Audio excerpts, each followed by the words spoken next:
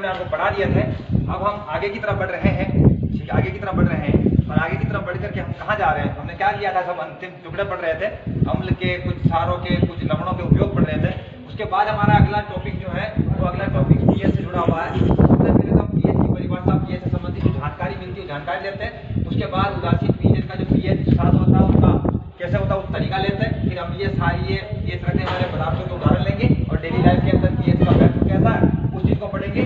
फिर कुछ ऐसे दैनिक जीवन में काम आने वाले कुछ ऐसे हम पदार्थ पढ़ेंगे जिनका पहला पदार्थ आज पढ़ रहे थे साधारण नमक, बाकी उनके सूत्र, रासायनिक नाम, बनने का तरीका, ठीक है, उनके गुण, उनके उपयोग वाला पढ़ेंगे। लेकिन आज जिन पदार्थों के बारे में पढ़ेंगे उनमें से केवल साधारण नमक के बारे में हम आज पढ़ेंगे। तो चलिए, जो भी चीज पढ़नी है जिसके ऊपर हमको प्रकाश डालना वो हमने पहले लिख दिया जी।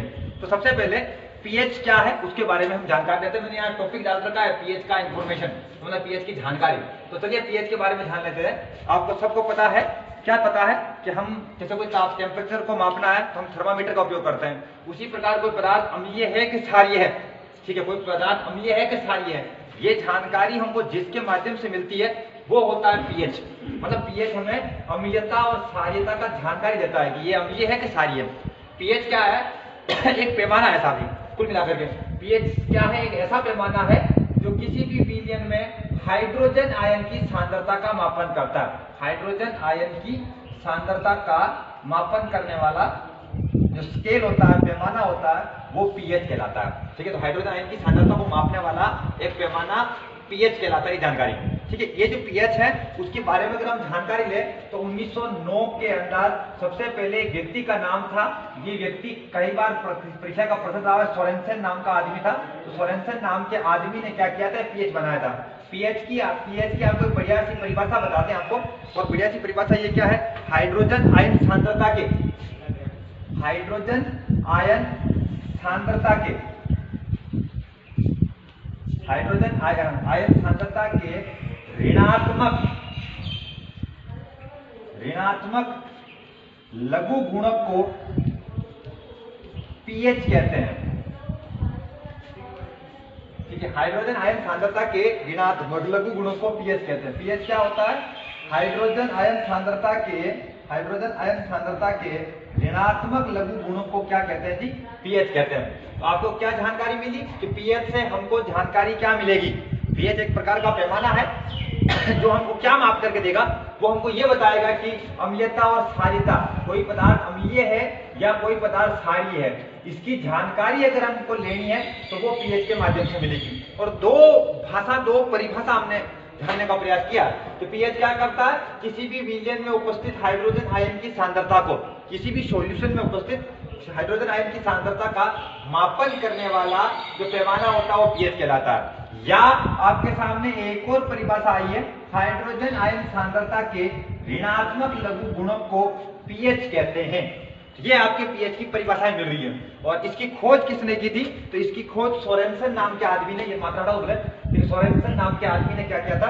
1909 में इस पीएच की नाम किया था, पीएच को इसको बनाया था। पीएच बनाने वाला पहला आदमी कौन था? सोरेनसन। ये बढ़िया जानकारी है। इस पीएच में पी क्या है और एच क्या है, ये वो शानदार प्रश्न रहा है। पीएच में पी एक जर्मन शब्द है जिसको पुंसांस बोलते हैं और जिसका हिंदी में अर्थ शक्ति होता है। पी क्या है? एक जर्मन शब्द है, जर्मनी का शब्द है जिसको पुंसांस बोलते हैं और जिसका हिंदी में अर्थ क्या होता है? शक्ति होता है। और ये एच क्या है? ये एच आपका हाइड्रोजन आयन के बारे में जानकारी दे रहा है। ये भी बहुत शानदार प्रश्न है कि पीएच में पी क्या है, बहुत गजब प्रश्न है। पीएच में पी एक जर्मन शब्द है जिसको पुंसांस कहते हैं, जिसका तात्पर्य शक्ति होता है। और एच क्या है? हाइड्रोजन। तो ये आपको क्या जानकारी मिल रहा है? खूब सारे विलयन ऐसे होते हैं जिसके अंदर क्या करते हैं कि उसके विलयन के अंदर H+ आयन ही बनते हैं और H+ की जगह ये हाइड्रोजन आयन बन जाते हैं H3O+। तब पीएच क्या होगा? तो पीएच बराबर ये लिख दोगे। ठीक, ये क्या करोगे? हाइड्रोनियम आयन के, ठीक है, हाइड्रोनियम आयन सांद्रता के ऋणात्मक लघुगुणों को पीएच कह सकते हैं। अगर आप इसको H+ वाले फॉर्म में नहीं लिखो और हाइड्रोनियम आयन के फॉर्म में लिखो तो ये एक सामान्य से पीएच बनाया किसने? पीएच की परिभाषा क्या है? पीएच में पी क्या है? पीएच में एच क्या है? ये जानकारी हमको मिला, तो आपको थोड़ा बहुत और हम जानकारी देते हैं। मैं तुम्हारी चीज को मिटा रहा हूँ। पीएच एक पैमाना है जो हमें, ठीक है, अम्लीय क्षारीयता की जानकारी देगा। पीएच सबसे पहले बनाया किसने? सोरेनसन ने। किसी भी विलयन में हाइड्रोजन आयन की सांद्रता का मापन जिससे किया जाता है वो क्या कहलाता है? पीएच। पीएच की एक और परिभाषा मिली, हाइड्रोजन आयन सांद्रता के ऋणात्मक लघु गुणों को हम क्या बोलेंगे? पीएच। अगर आप हाइड्रोजन नहीं बोलो तो अगर जलीय विलयन में अगर हाइड्रोनियम आयन बने तो आपको पीएच को इस फॉर्म में आप रिप्रेजेंट कर सकते हैं। पीएच में पी का मतलब क्या है? जर्मनी का एक शब्द जिसको कुशांक बोलते हैं जिसका तात्पर्य शक्ति होता है, और एच का मतलब क्या है? हाइड्रोजन। पीएच में वास्तव में क्या होता है बताएं आपको? पीएच में वास्तव में क्या होता है? पीएच एक इस प्रकार का, ठीक है, स्केल्स होती है जिसमें 0 से लेकर के 14 तक मान लिखे होते हैं। बीच में मान जो होता है वो 7 होता है, बाकी इधर 6 5 4 3 ऐसे होता है। 6 5 4 3 2 1 मतलब 8 9 10 11 12 13 14 ऐसे मान लिखे होते हैं। जो 7 से कम होगा वो अम्लीय कहलाता है, और जिसका मान 7 होता है वो उदासीन कहलाता है, और जिसका मान 7 से ज्यादा है वो क्षारीय कहलाता है। तो इसका मतलब क्या है? अगर पीएच, ठीक है, 7 है तो अगर किसी विलयन का पीएच 7 है तो विलयन उदासीन है। अगर किसी विलयन का पीएच 7 से कम आता है, 7 से कम, तो वो क्या कहता है? अम्लीय। और अगर कोई विलयन का पीएच 7 से ज्यादा आया है तो वो क्षारीय। अगर पीएच क्या है? पीएच बराबर 7 है तो आप यूं लिखिए, पीएच बराबर 7 है तो वो विलयन क्या होगा? उदासीन होगा। पीएच अगर 7 से कम है तो वो क्या होगा? अम्लीय होगा। पीएच अगर 7 से अधिक है तो वो क्या होगा? पीएच अगर 7 से अधिक है तो वो विलयन क्या होगा? क्षारीय होगा। ये जानकारी दो, मतलब पीएच पर 0 से लेकर 14 तक मान लिखे होते हैं। अगर आप किसी विलयन में पीएच को ले जाएं और बाहर निकाल करके उसका माप करें और उसका मान अगर 8 आ रहा है, इसका मतलब 7 से ज्यादा आ रहा है, इसका मतलब उसकी प्रकृति क्षारीय है। अगर आपने पीएच का किसी विलयन का मापा और उसका मान बताया पीएच स्केल के ऊपर 7 बताया गया, इसका मतलब वो विलयन जो है वो उदासीन विलयन है। अगर 6 आ गया, 5 आ गया, 3 आ गया, 2 आ गया अगर पीएच का मान, तो इसका मतलब वो अम्लीय है। तो ये आपको एक जानकारी हो गया। क्या जानकारी हो गया? कि पीएच 7 किसका होता है? उदासीन विलयन का होता है। ठीक है, अम्लीय विलयन का पीएच कितना होता है? 7 से कम होता है। क्षारीय विलयन का पीएच कितना होता है? 7 से ज्यादा होता है। ठीक है, सोरेनसन के द्वारा बनाई गई 1909 में, जिसकी परिभाषा हमने पढ़ी थी, हाइड्रोजन या हाइड्रोनियम आयन के ऋणात्मक लघु गुणों को पीएच कहते हैं। वो जानकारी हमने ली है। पीएच में पी का मतलब क्या है जानकारी है। उदासीन विलयन का पीएच कितना होता है? जानकारी तो आप लोगों को मिल गई कि उदासीन विलयन का जो पीएच होता है वो उदासीन विलयन का पीएच जो होता है वो 7 होता है। तो चलिए अब इसी के बारे में थोड़ा सा और आगे बढ़ते हैं, और आगे बढ़ते हुए ये चीज पढ़ते हैं। देखिए, ये तो चीज पढ़ ली, उदासीन विलयन का पीएच कितना होता है? उदासीन विलयन का पीएच क्या होता है? 7 होता है। ये जानकारी हो गया। तो अब आपको एक जानकारी बताते हैं। जल जो होता है ना, उदासीन जल, ये उदासीन जल, ठीक है, उदासीन जल में H प्लस व OH जो आयन होते हैं ना, दोनों आयन, ठीक है, हाइड्रोजन आयन और हाइड्रोक्साइड आयन, ये दोनों जो आयन होते हैं, ठीक है, उन आयनों की सांद्रता कितनी होती है? उस आयनों की सांद्रता जो होती है, सांद्रता कितनी होती है? वो होती है 1 गुणा 10⁻⁷ मोल पर लीटर। मोल के अंदर होती है, ठीक है, मोल पर लीटर होती है। उदासीन जल में हाइड्रोजन या हाइड्रोक्साइड आयनों की सांद्रता 1 गुणा 10⁻⁷ मोल लीटर होती है। अगर आप उसको उसी फॉर्म में लिखे, जैसे कैसे? पीएच क्या है? हाइड्रोजन आयन सांद्रता का ऋणात्मक लघु गुणक होता है, ठीक है, ऋणात्मक लोगरिथम होता है। ये जानकारी मिली। तो आपने क्या किया?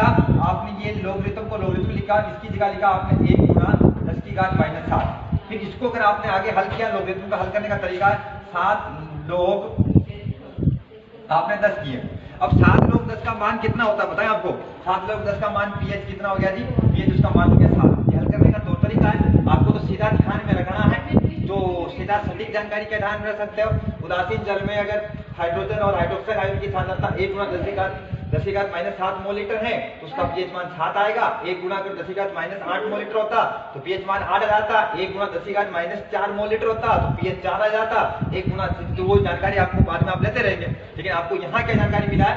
यहाँ जानकारी आपको मिला है उदासीन विलयन का pH 7 होता है। उदासीन विलयन में आपको उदासीन जल में से इनकी आयनों की सांद्रता मोलिटर में ये थी, ये वैल्यू यहाँ रखी और इसकी pH 7 कैसा आया, इसलिए मैंने आपको अलग से ये दिखाया। अब आपको पता तो चल ही गया कि भी जो 7 से कम होगा वो अम्लीय और जो 7 से ज्यादा होगा वो क्षारीय और जिसका मान 7 होगा वो उदासीन। तो अम्लीय में क्षारीय पीएच रखने वाले पदार्थ कौन से होते हैं, ये भी किताब में लिखा है, इसलिए हम इसका भी जिक्र कर सकते हैं।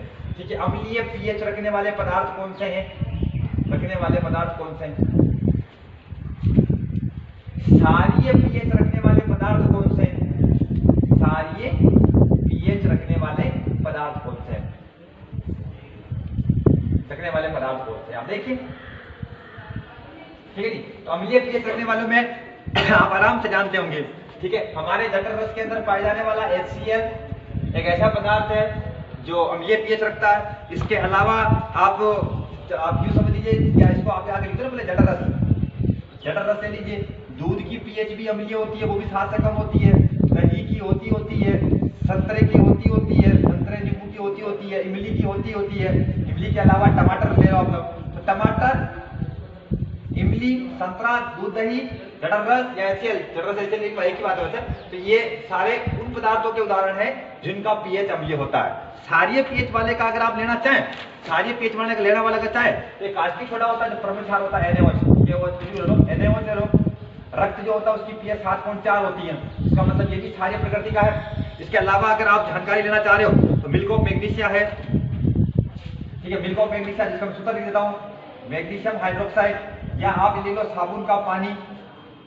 साबुन का पानी ले ले तो कोई सा भी पेय पदार्थ ले लीजिए, कोल्ड ड्रिंक ले लीजिए, तो कोई सी भी कोल्ड ड्रिंक, पेय पदार्थ, ये सारे के सारे क्या है, क्षारीय पीएच रखने वाले पदार्थ हैं। तो आपको प्रश्न पूछा क्या जा सकता है, प्रश्न पूछा जा सकता है कि कोई आप 2 पदार्थों के ऐसे नाम बताइए जिनका पीएच अम्लीय होता है, कोई ऐसे 2 पदार्थों के नाम बताइए जिसकी पीएच क्षारीय होती है। तो ये बड़ी आसानी से इनके उत्तर आप लोग दे सकते हैं। चलिए, इन जानकारी के पश्चात हमें पता लग गया पीएच बनाई किसने, हमें पता लग गया पीएच की परिभाषा क्या है, हमें पता लग गया पीएच के मान कहां से कहां तक होते हैं, 0 से लेकर 14 तक। हमें पता लग गया उदासीन विलयन का पीएच 7 होता है। हमें पता लग गया कि ये क्या बोलते हैं उनको, ठीक है, क्षारीय विलयन का पीएच 7 से ज्यादा होता है। तो मैं अब आपके सामने में क्या कर रहा हूँ, मैं अब आपके सामने कुछ चीजें लिख रहा हूँ जिसको आप थोड़ा सा आसानी से बता सकते हैं। जी देखिए, मैंने आपके सामने क्या किया, एक विलयन M ले लिया, एक विलयन B लिख दिया, एक विलयन C लिख दिया, एक विलयन D लिख दिया, एक विलयन E और एक विलयन F और आगे थोड़ा G भी लिख देते हैं।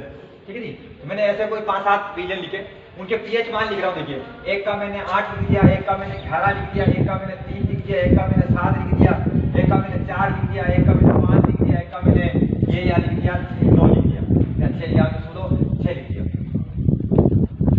अब आप क्या कर लीजिए, आप इनमें से आप क्या करते, छंटनी कीजिए। ये सारे के सारे विलयन है ABCDEFG, ये सारे के सारे विलयन है, और इन आगे जो आंकड़ा लिख रखा है वो विलयनों का पीएच मान बताया जा रहा है। तो आप इनमें क्या कीजिए कि आप इसका छंटनी कीजिए। छंटनी का मतलब आप ये तय कीजिए कि इनमें से अम्लीय कौन है, इनमें से क्षार कौन है और इनमें से उदासीन कौन है। तो आप इनकी छंटनी कीजिए।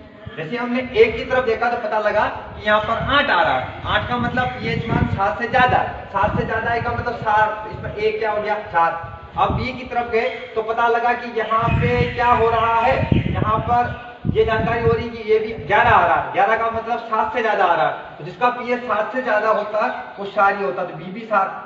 अगर आप इसकी तरफ गए C की तरफ तो आपको पता लगा कि C की तरफ गए तो आपको क्या पता लगा 3 है, 3 7 से कम है, तो इसका मतलब ये भी क्या हो गया आपके पास अम्लीय।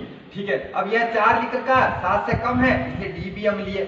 और E क्या है, पीएच 7 आ रहा, इसका मतलब E उदासीन है। ठीक है, F आपके 5 है, इसका मतलब 7 से कम है, तो 7 से कम अम्लीय होते हैं, तो F आपके पास अम्लीय हो गया। और G जो है आपके पास 6 आ रहा, ये भी क्या हो गया आपके पास अम्लीय होगा 7 से कम होने का। तो आपने छंटनी कर दी। अब आपने पता लगा कि इनमें से, चलो मैंने एक और EFGH लगा दिया और H के आगे मैंने लिख दिया, यहाँ पे H के आगे लगा करके यहाँ लिख दिया मैंने 10। अब बता दी ये क्या है, जानकारी मिला कि ये पीएच 10 तो है, 10 का मतलब पीएच 7 से ज्यादा है, 7 से ज्यादा का मतलब ये क्षारीय है, H नहीं है। आप इन अम्लों को देखिए, सी डी एफ और जी, सी डी एफ और जी सब अम्लीय है। अब इनमें से प्रबल अम्लीय कौन है और दुर्बल अम्लीय कौन है? इन चारों में से ये जो तीन सार हैं, इन तीन सार में से कौन स्ट्रॉन्ग है और कौन वीक है, कौन प्रबल है और कौन दुर्बल है? उदासीन की तो कोई झंझट है ही नहीं, इसमें से ये है जो वो उदासीन है। एक छोटी सी जानकारी से हम इसको जोड़ना चाह रहे हैं जोड़ना चाह रहे हैं। तो चलिए आपके सामने सी डी एफ और जी, ठीक है। तो आपको पता लगा कि सी का मान कितना 3, डी का मान कितना 4, ई का मान कितना है, ठीक है, ई का मान कितना है या ई का मान नहीं, एफ का मान कितना 5 और जी का मान कितना 6। तो 3 6 इसका 3 इसका 4 है, इसका 5 है, इसका 6 है। तो आप बता दीजिए कि इनके सबसे प्रबल कौन है इसमें से? तो जिसका पीएच मान कम होता है, दोबारा रिपीट कर रहा हूं, ठीक है, जिसका पीएच मान क्या होता है, पीएच मान कम होता है वो उतना ही प्रबल होता है, वो उतना ही प्रबल होता है। और जिसका पीएच मान ज्यादा होता है वो उतना ही दुर्बल होता है। तो इनमें से 3 4 5 6 मतलब ये इनमें से कम मान किसका है? सी का 3 है, तो प्रबल अम्ल कौन सा हो गया? सी। इसमें 3 4 5 6 में से ज्यादा किसका है? इसका, मतलब जी का 6 है, तो आपका दुर्बल आपके पास अम्ल कौन हो गया इनमें से? वो कौन हो गया जी? ये जी हो गया। जिसका जितना ज्यादा मान होता है वो उतना ही ज्यादा प्रबल क्षार होता है। तो ए बी और एच में से, ए बी और एच में से ज्यादा मान किसका है? बी का। तो इसका मतलब प्रबल क्षार कौन हो गया आपके लिए? प्रबल क्षार कौन हो गया इनमें से? इन तीनों में से बी। इन तीनों में से कम मान किसका है? इन तीनों में से कम मान किसका है? अब तीनों में से कम मान है ए बी एच में से ए का, तो दुर्बल क्षार कौन हो गया इन तीन में से? दुर्बल क्षार कौन हो गया इनमें से? ए। लीजिए, तो बड़ी आसानी से इस प्रकार के प्रश्न भी आपके नीचे पूछा सकते हैं। मैं आपके द्वारा वो सारणी बना करके एक बार आपको रिपीट करके बताता हूँ, ठीक है। आपको पता है पीएच में क्या क्या होता है? हमें पता चला कि पीएच में यहाँ से लेकर के, पीएच में क्या होता है कि यहाँ से लेकर के मतलब 0 से लेकर के 14 तक मान लिखे होते हैं, 0 से लेकर के 14 तक मान लिखे होते हैं, बीच में 7 और बाकी उधर ये 8 या फिर ये 9, ये फिर 10, ये 11, ये 12, ठीक है, ये 13 और ये फिर 14 हो गया, ठीक है। और इधर लिखा था आपने 6, ये लिखा आपने 5, ये आपने लिखा 4, आपने लिखा 3, आपने लिखा 2, आपने लिखा 1, ये 0। तो ये जिसका पीएच मान 7 है वो तो क्या होगा? उदासीन। जब इधर जाओगे तो H+ आयन की सांद्रता बढ़ती है, H+ आयन की सांद्रता बढ़ती है। अगर इधर जाओगे तो H+ आयन की सांद्रता बढ़ेगी, और इधर जाओगे तो OH आयन की सांद्रता बढ़ती है। तो अब आप H+ आयन की सांद्रता बढ़ेगी, इसका मतलब क्या है? इसका मतलब 6 से ज्यादा प्रबल कौन होगा? 5 वाला पीएच वाला, 5 से ज्यादा प्रबल कौन होगा? 4, 4 से ज्यादा पीएच प्रबल कौन होगा? 3, और उससे ज्यादा प्रबल कौन होगा? जिसका पीएच 2 होगा, और जिसका पीएच 1 होगा वो और ज्यादा प्रबल होगा। अब इधर जाओगे तो OH आयन की सांद्रता बढ़ेगी, क्षार में वही होते हैं जो OH आयन बनाते हैं। तो 7 से ज्यादा OH किसमें बढ़ेंगे? 8 में, 8 से ज्यादा किसमें बढ़ेंगे? 9 में। इधर जाओगे तो प्रबल क्षार, सबसे ज्यादा प्रबल क्षार कौन हो गया? जिसका वैल्यू पीएच 14 और सबसे कम कौन हो गया इनमें से? अगर इनमें से ले तो प्रबल अम्ल कौन हो गया? ये, क्योंकि इसका पीएच मान कम आ रहा। तो ये जानकारी भी आपको अच्छे तरीके से होनी चाहिए। तो चलिए अब हम क्या पढ़ते हैं? पीएच का दैनिक जीवन में महत्व। ये जो हम लोग अम्लता और क्षारीयता की जानकारी लेते हैं, तो उसकी जानकारी अगर हमको होती है तो हम दैनिक जीवन में कई प्रकार की समस्याओं का निपटारा कर सकते हैं। तो पीएच का दैनिक जीवन में महत्व हम उसी फॉर्म में लेंगे। सबसे पहला आपको महत्व क्या मिल रहा है कि हमारा जो उदर होता है, हमारा जो पेट होता है, हमारा जो स्टोमक होता है, उसके जठर रस में कौन सा अम्ल होता है आपको पता है? जठर रस के अंदर उसमें HCl अम्ल होता है। अगर वो HCl अम्ल ज्यादा बनता है, तो ज्यादा बनता है तो आपके पेट में क्या होती है? आपके पेट में जलन होती है। ये जानकारी को बता दिया। अगर एसिडिटी बोलते हैं इसको, अगर उधर के मुख में तो जठर रस बनता है, उसमें अगर HCl अम्ल ज्यादा बढ़ गया तो पेट में जलन होगी। तो अगर हमको पता है कि अगर HCl अम्ल के कारण जलन हो रही है, तो अगर हम उसमें क्या चीज उपयोग करें? अगर हम उसके अंदर क्या चीज उपयोग करें? अगर हम उसके अंदर ये मिल्क ऑफ मैग्नीशिया ले लें, milk of magnesia MgOH2 magnesium, अगर हम क्या करेंगे? ये पाउडर है जो क्षार का काम करेगा। अगर आप इसको ग्रहण करोगे तो ये आपके स्टोमक में मिलेगा, ये आपके पेट में मिलेगा, ये आपके उदर में मिलेगा। तो क्या करेगा? अम्ल के साथ क्रिया करेगा। तो अम्ल और क्षार अगर आपस में क्रिया करते हैं तो वो क्या हो जाता है? न्यूट्रल हो जाएंगे, उदासीनीकरण हो जाएंगे। तो आप उदासीनीकरण होने से फिर ये जलन आपकी क्या हो जाती है? जलन आपकी बिल्कुल दूर हो जाती है। तो ये आपकी जानकारी मिल गई। तो हमारे पाचन तंत्र में पीएच का काफी महत्व है, पीएच की जानकारी काफी महत्व है कि हमारे पाचन तंत्र के उदर में HCl लेवल बनता है जिससे कारण पेट में जलन होती है। उसको दूर करने के लिए हम अगर मिल्क ऑफ मैग्नीशिया का पाउडर पी लेते हैं तो क्या होता है, पेट की जलन दूर हो जाती है। इसका मतलब मिल्क ऑफ मैग्नीशिया पीने का मतलब आपने क्षार का उपयोग करके आपने उस पेट की एसिडिटी को दूर किया है। ये जानकारी आपका पहला महत्व के अंदर आप इसके अंदर जानकारी ले सकते हैं। ठीक है, वापिस पहला महत्व के बाद हम अगर दूसरे महत्व की तरफ बढ़े तो हमारे मुंह का पीएच मान कितना होता है, हमारे मुंह के पीएच मान कितना होता है, हमारे मुंह का पीएच मान लगभग होता है, पीएच मान जो होता है वो लगभग होता है 6.5 हमारा मुंह का। इसका मतलब हमारे मुंह का जो होता है वो क्या होता है, अम्लीय गठन का होता है। अगर बाई चांस हमारा मुंह का पीएच क्या हो जाए, हमारे मुंह का पीएच अगर 5.5 से कम होने लग जाए, 5.5 से कम होने लग जाए तो हमारे मुंह में जो दांत होते हैं, जो सबसे कठोर पदार्थ होता है हमारा शरीर का इनेमल के बने होते हैं, वो इनेमल के दांत क्या होने लग जाएंगे, श्रयित होने लग जाएंगे, गड़ने लग जाएंगे। तो हमारे मुंह में भी पीएच का महत्व है। हमारे मुंह का पीएच 6.5 के करीबन होता है। अगर बाई चांस किसी कारण बैक्टीरिया के कारण और अगर पीएच डाउन हुई और अगर ज्यादा एसिडिटी बढ़ी और ज्यादा अम्लीय हुआ तो ये ऐसी स्थिति बन गई कि हमारा पीएच अगर मुंह का पीएच अगर 5.5 से कम हो जाता है, 5.5 से कम हो जाता है तो हमें क्या करते हैं, जो वो मुंह के जो सबसे कठोर पदार्थ होते हैं हमारे अंदर दांत, वो दांत जो इनेमल के बने होते हैं वो श्रयित होने लग जाते हैं, नष्ट होने लग जाते हैं। ये जानकारी भी आपको अच्छी तरीके से होनी चाहिए। चलिए जी, इसके अलावा इसीलिए क्या करते हैं कि मुंह के अंदर जब पेस्ट का उपयोग करते हैं तो उस पेस्ट के अंदर उन पेस्टों का उपयोग किया जाता है जिनकी प्रकृति क्षारीय होती है। तो क्षारीय प्रकृति के पेस्ट का उपयोग करने से क्या होता है कि मुंह की एसिडिटी दूर होती है और मुंह की एसिडिटी दूर होने से दांत गलना कम हो जाता है। ये जानकारी हमको दूसरे महत्व के रूप में मिल रही है। तीसरे महत्व के रूप में अगर लेवे तो आप आप ही समझिए, ये जानकारियां हैं, अम्लता साझा की जानकारियां हैं और इसका हम दैनिक जीवन में उपयोग कर सकते हैं। तो एक और देखिए, हमें अगर किसी, ठीक है, तीसरा नंबर का महत्व, अगर हमें तीसरे नंबर का महत्व क्या हो रहा है, अगर हमें किसी मधुमक्खी ने डंक मारा है या चींटी ने डंक मारा है या मकोड़े ने डंक मारा है, तो मकोड़े ने डंक मारा तो इसका मतलब है कि उसके अंदर क्या होता है, अगर आपको पता है आपने कौन सा अम्ल होता है जो इनके डंक में होता है, तो इनके डंक में क्या होता है, फार्मिक अम्ल होता है। ठीक है, फार्मिक अम्ल होता है। फार्मिक अम्ल होने का मतलब एसिड होती है जिसके कारण क्या होती है, हमको जलन होती है। अगर हम क्या करें, जलन को दूर करने के लिए अगर मीठा सोडा, जो सोडियम हाइड्रोजन कार्बोनेट बोलते हैं उसको, सोडियम बाइकार्बोनेट बोलते हैं, तो सोडियम हाइड्रोजन कार्बोनेट का पाउडर होता है मीठा सोडा, अगर हम उस पर रगड़े तो उसकी जलन दूर हो जाएगी। तो जलन दूर होने के पीछे कारण क्या है कि जो जलन हो रही है वो अम्ल के कारण हो रही है। तो कीटों के डंक के अंदर, कीट कोई सा भी हो गया, कीटों के डंक में कौन सा अम्ल पाया जाता है, ये लीजिए। ठीक है, जिसका मतलब है कि कीटों का डंक में के कारण जो फार्मिक अम्ल निकलता है उसके कारण हमको जलन होती है। उसको दूर करने के लिए हम मीठा सोडा, जिसको सोडियम हाइड्रोजन कार्बोनेट कहते हैं, वो रगड़ते हैं। तो क्या होता है कि अम्ल क्षार से क्रिया करके आपस में एक दूसरे के गुण हो जाते हैं और जलन दूर हो जाती है।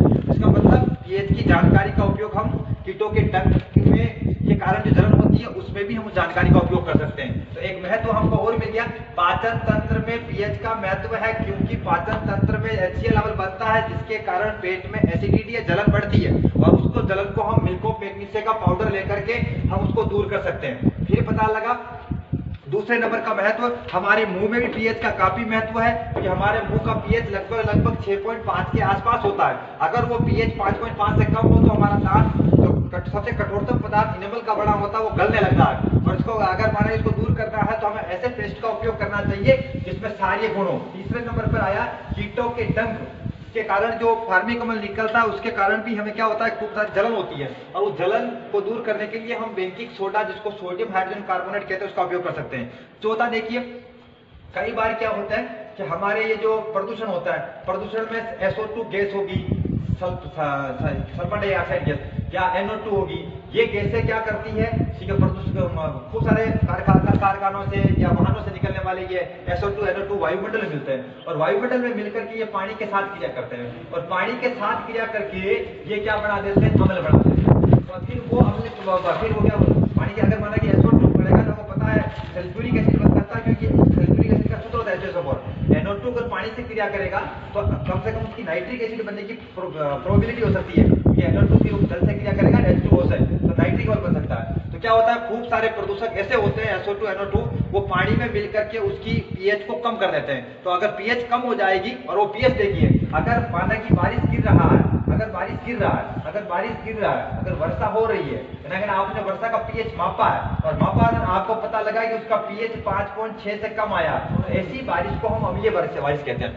तो क्या होता है, जो बारिश गिरता है अगर उसके भी पीएच में कमी आ जाती है तो वो बारिश क्या कहलाती है, अम्लीय वर्षा कहलाती है। तो अम्लीय वर्षा किसे कहेंगे कि ऐसी वर्षा जिसका पीएच 5.6 से कम हो, तो ऐसी बारिश को हम क्या कहेंगे, अम्लीय बारिश कहेंगे। अगर ये बारिश अगर नीचे गिरता है तो खूब सारी इमारतों को ये डैमेज करता है, यहाँ तक कि अगर खेतों में गिर जाए, पेड़ पौधों पर गिर जाए, खेतों में गिर जाएगा तो मिट्टी की उर्वरता को थोड़ा परेशान कर देगा और पेड़ों की पत्तियों को मतलब ये खराब करने का काम कर सकता है, इमारतों को खराब करने का काम ये कर सकता है। तो क्या है, अम्लीय वर्षा की जो होती है उसमें भी पीएच की जानकारी हमारे पास काम आती है। तो उसमें क्या होता है कि ये जो खूब सारे जो प्रदूषक होते हैं वो पानी के साथ मिलकर के क्या कर देते हैं, अम्ल की पीएच को कम कर देते हैं। अर्थात अगर पीएच 5.6 से भी कम पड़ जाए तो ऐसी बारिश जो होती है उस बारिश को हम अम्लीय बारिश कहते हैं। और अम्लीय बारिश के अंदर फिर क्या होता है, तो अम्लीय बारिश के अंदर से नुकसान क्या होता है, मृदा को नुकसान होता है, इमारतों को नुकसान होता है, पेड़ पौधों को नुकसान होता है।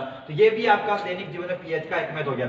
अगला जानकारी हम आपको बताते हैं, ठीक है, ये जो कृषि विज्ञान से जुड़े हुए बच्चे होते हैं या जो खेती बाड़ी करते हैं वो इसको बहुत बढ़िया जानते हैं। तो जो मृदा होती है ना मिट्टी, उस मिट्टी का पीएच क्या होना चाहिए, वो पीएच बिल्कुल उपयुक्त होना चाहिए। उपयुक्त का मतलब बिल्कुल ये नहीं कि ज्यादा अम्लीय नहीं होवे या ज्यादा क्षारीय नहीं होवे। ना तो मृदा का पीएच अम्लीय होना चाहिए ना क्षारीय होना चाहिए। ना तो क्षारीय मिट्टी पर कोई खेती बाड़ी हो सकती है, फसल उगाई जा सकती है, ना अम्लीय जो होती है ना मिट्टी उसके ऊपर कोई खेती बाड़ी की जा सकती है। तो एक मृदा का पीएच बिल्कुल उपयुक्त होना चाहिए, उचित परास का होना चाहिए, जिससे फसल अच्छी खासी उपयुक्त जा सकती है। कभी कभी क्या होता है, हमने उपयोग पढ़ा, आपको जानकारी में आया तो ठीक है, पहले पढ़ा था हमने किसका उपयोग पढ़ा था, CaOH2, ये चूने का पानी है, चूने का पानी का सूत्र ये, इसको कैल्शियम हाइड्रोक्साइड बोलते हैं।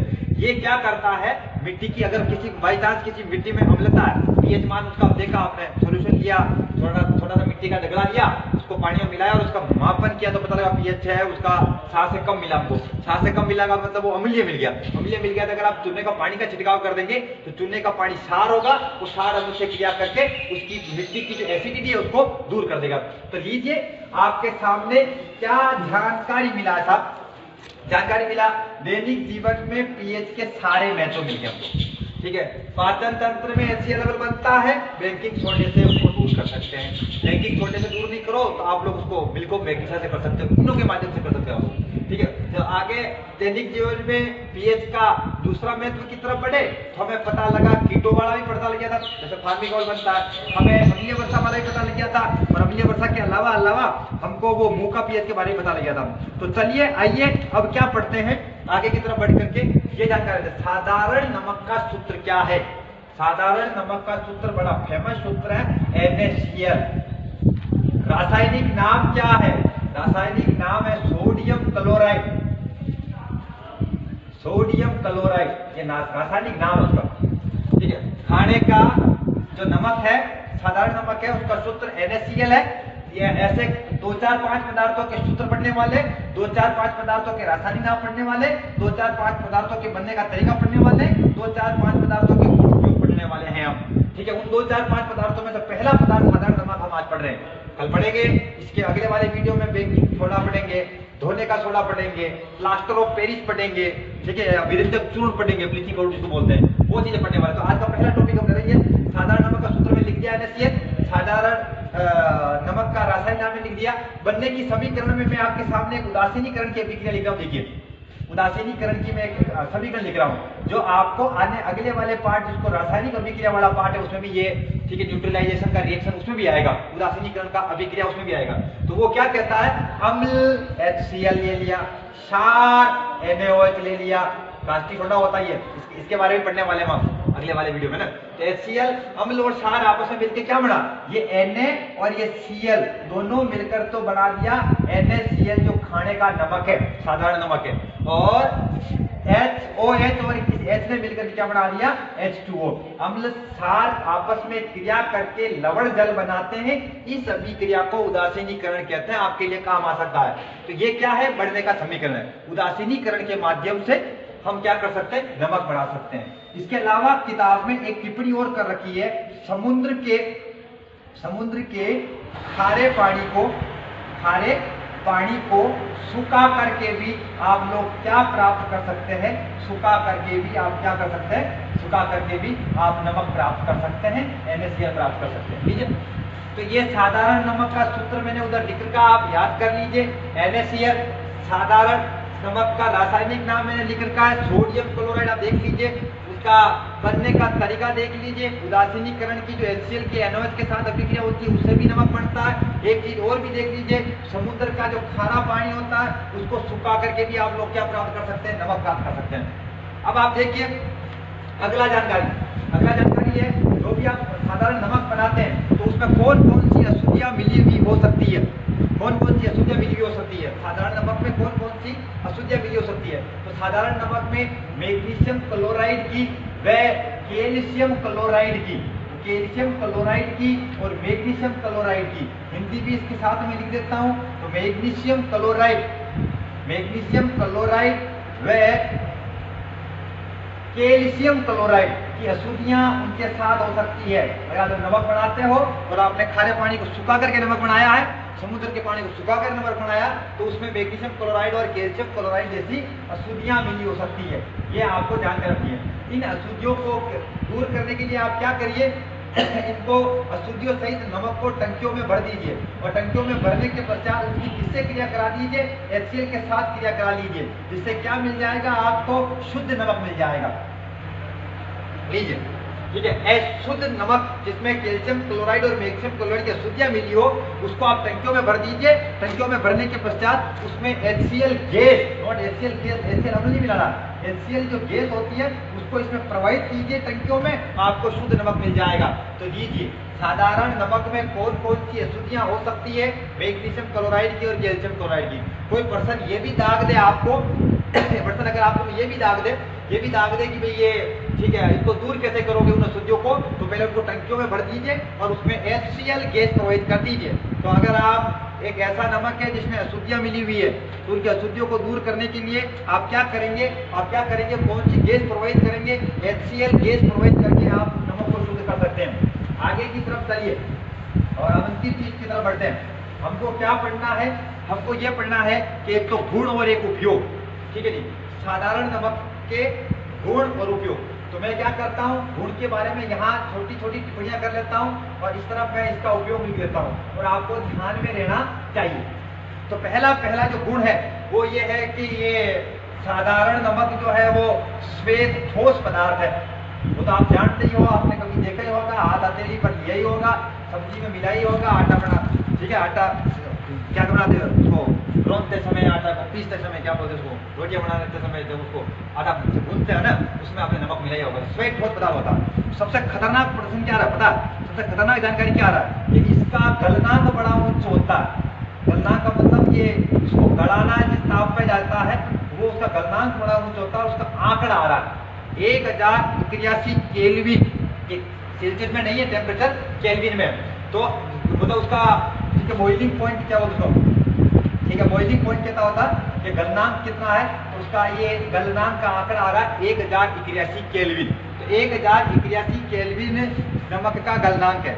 दूसरा, ये जल में अत्यधिक विलय है।